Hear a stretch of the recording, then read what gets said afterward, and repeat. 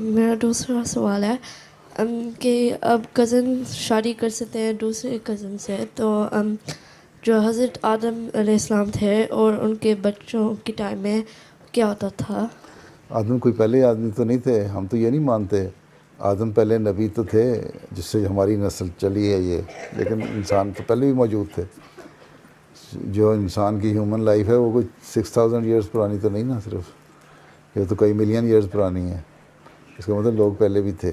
اب جو Russia Australia میں رہتے ہیں ابریجنز ہیں، یہ فرسٹ نیشن جو رہتے ہیں کینیڈا وغیرہ کے، وہ کہتے ہیں ہم 45,000 ایئرس پرانے ہیں، کوئی کہتا ہے 20,000 ایئر پرانے ہیں.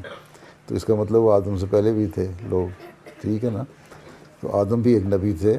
جو اس کے بعد یہ جو نسل ہماری موجودہ مذہب کی تاریخ ہے نا، مذہب کی ہسٹری، وہ ہماری آدم سے شروع ہوتی ہے. ہیومن ہسٹری آدم سے نہیں شروع ہوتی.